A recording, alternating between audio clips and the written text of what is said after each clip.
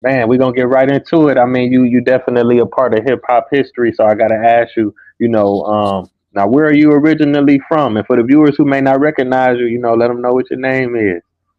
Well, my name is a legendary cut creator, 2021 Rock and Roll Hall of Famer, from Queens, New York, Hollis, St. Albans area. Okay, okay, cool. Now I gotta ask you, by you being from New York, how did you first get introduced to hip hop? I mean, was it already something that was going on in the community, or did you kind of tune into it through the radio or television? Me personally, I started out with uh, music. I was playing drums and trombone and all that. And then when it kind of switched over, it kind of fizzled out, I should say. Disco and all that fizzled out, and hip hop came in, started coming in, and I was like, well, that's an interesting, thing to do with turntables and just play music for people. So that's how I really got involved. Okay, okay, cool, cool. Now I gotta ask you because, like, a lot of times when people speak about the early history of hip hop, they definitely give it up for the Bronx. But what was the scene like in Queens at that time? Did y'all have b boys and graffitis and all of that going on as well? You know what? People might get mad what I'm going to say right now, but where we were from, we didn't know none of the cats in the Bronx, right? We knew about Hollywood, we knew about Infinity Machine, we knew about the Disco Twins, um, Pete DJ Jones, Grandmaster Flowers. Like, to be honest, I never heard of Cool Herc. You know, there's a really good documentary that kind of it's how do you say, it's one of those documentary that, you know uh the word I'm looking for, I can't think of it.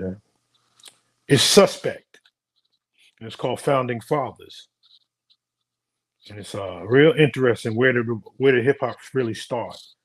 So that's pretty much it.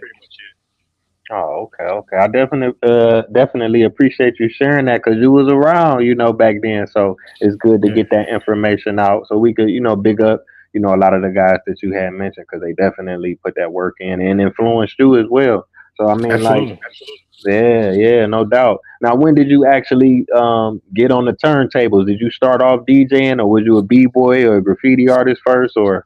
Oh, I started off with turntables 1977. Okay, okay, that's what's up. Now, now, how did you connect with LL? That's where a lot of mostly people know you recognize you from. We grew up 3 blocks away from each other, and he's from my neighborhood. Man, that's amazing. I mean, to grow up with LL Cool J because arguably, he'd tell you himself he the GOAT, but to a lot of people, they would say that that's the greatest rapper on earth ever. And for you to be able to not only grow up with him, but also be a part of that legacy and that music, like as you mentioned. But what's interesting is within a 3 mile radius, you have Run DMC, Tribe Called Quest, Ja Rule, 50 Cent, Hype Williams, Russell Simmons, Spider D. Uh, you had so many artists within a 3 mile radius. Man, So that's amazing. That's truly amazing to be surrounded by that. Yeah, Queens definitely got a nice roster of some of the greatest artists. You could pick a yes, handful of those yeah, guys and put them up there. yeah, Salt and Pepper. That's Oh man, there was so many, and that's just on now side. We're not talking about Queensbridge and hmm all that. right, right. That's amazing. When you're not from New York, it's just like wow, just to be a part of that, or even grow up at that time. It just seemed like it was just such an amazing era. Now, let me see. Now, when you connected with LL, did y'all start off doing music together, or was he already kind of doing his thing and you was doing your thing? Like, how did that come about? You connecting with him on the music side? Um, he was doing his things, but when we got together, we were doing little routines and stuff like that. but I wasn't really. I guess at the time I wasn't serious about it, like I am now, of course. I was more, getting ready to go back to school and stuff like that. And when he got the deal, his record deal, he needed me, and I just thought it was going to be a temporary thing. I didn't know it was going to be a lifelong thing. All right, all right.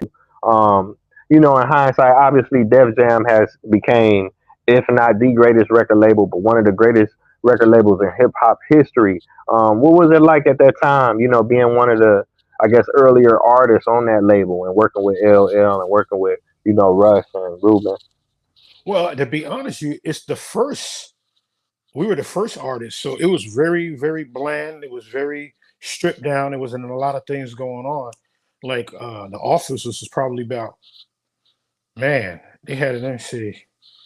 The office was small as heck, man. It was crazy. So it was cool, man. It was a learning experience. I learned a lot from it, and there was a few Heidi Smith, Tony Rome, Bill Adler. It was like real skeleton staff. Okay, okay, man. I can imagine. I mean, just getting it out the mud like that, and you being able to witness that, and also be a part of it. You helped put some of them blocks and them foundations together. I wanted to kind of talk to you about some of the projects that L was doing. He definitely would shout you out and make your presence known. You was there. You was on the scene. What was it like working on those albums and those projects like a radio and a Rock the Bells and Go Cut Creative? How did you feel about that? Oh, it was awesome, man. We used this one studio called Chung King. It was a dive, man. It was a dive, but it made some the classic hits. From us, Run, Public Enemy. Everybody used it. Um, when I said it was a dive, it was a dive, man. But it was fun. It was a lot of hard work, a lot of late nights. Like summers, we went to studio at 8 o'clock, then get out till 4 or 5 in the morning every night. So that was interesting. Okay, wow, that's phenomenal, man. That's like a fan dream. Now, I can ask you this as a DJ at that time, because it seemed like the role of the DJ has evolved, throughout the era of different eras of hip hop. Um, what exactly was your role? Like, did you DJ just for live performances or shows, or were you in the studio DJing and producing, or? I did a little bit of the studio, but mostly I called myself a music director. Did most of the live shows. That I put the shows together, help put the shows together, I should say, and I you know just did a lot of the live shows and TV shows and all that.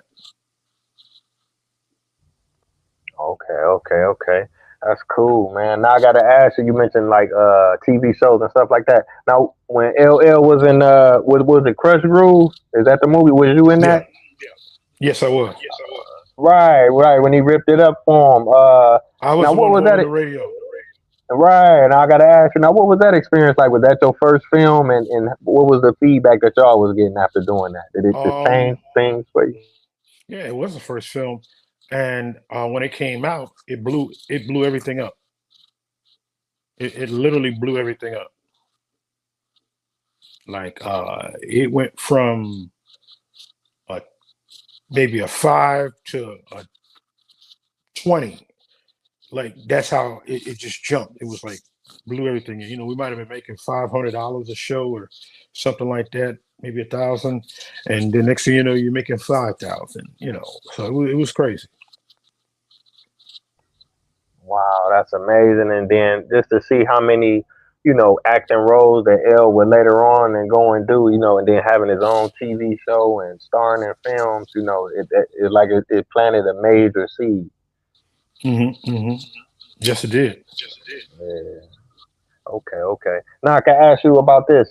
Recently, I guess in the past couple months, hip hop celebrated the 50th anniversary. Like I said, by you being somebody that was there in the early stages, um, in hindsight, how do you feel about that? celebrating 50 years of hip hop. Oh, it's an awesome feeling. It's an awesome feeling.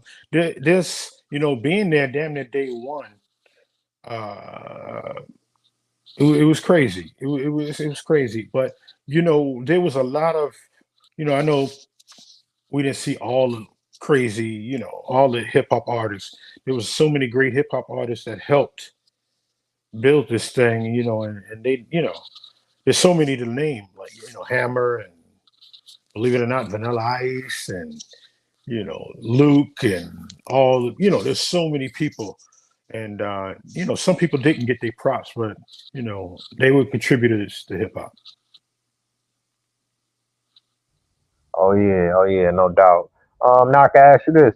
Now, did you work with LL exclusively, or did you get an opportunity to work with other DJs in any capacity, any other artists or rappers in any capacity? Um, Mostly LL, but then I did some. I filled in for Jam Master Jay once or twice. Filled in for Terminator X. That pretty much it. Once or twice, but that was it. LL was exclusive, pretty much. Okay, okay, man. Rest in peace to Jam Master Jay, That's a right. legend, a legend, The no greatest doubt. of all time. Yeah, yeah. Now I can ask you, you actually got a chance to meet him personally. If you could just share, some thoughts on him, like what type of person was he in terms of, running with Run DMC and LL back in those days, the golden era. Well, Jason lived. I guess Jason lived 6 blocks, 6 or 7, 6 blocks from me. One of the nicest guys you ever want to meet. He taught me a lot. I mean, if it wasn't for him, man, I wouldn't be who I am. He taught me how to do things. He taught me how to, deal with people. He was real cool. Um, very humble guy. Give you the shirt off his back, man. One of the coolest guys. Man, that's what's up.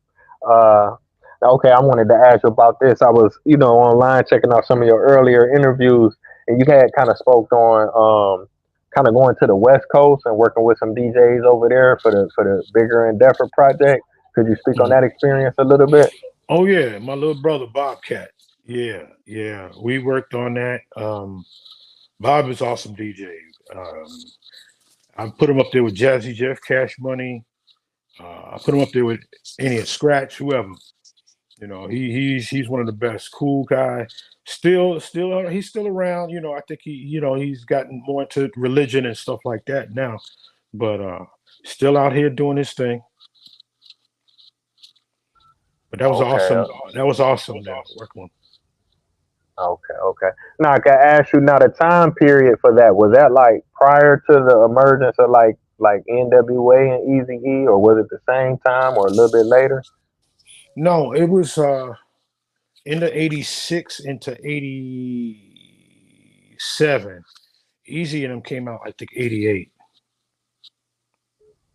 Okay, okay. Now that kind of lead into my next question.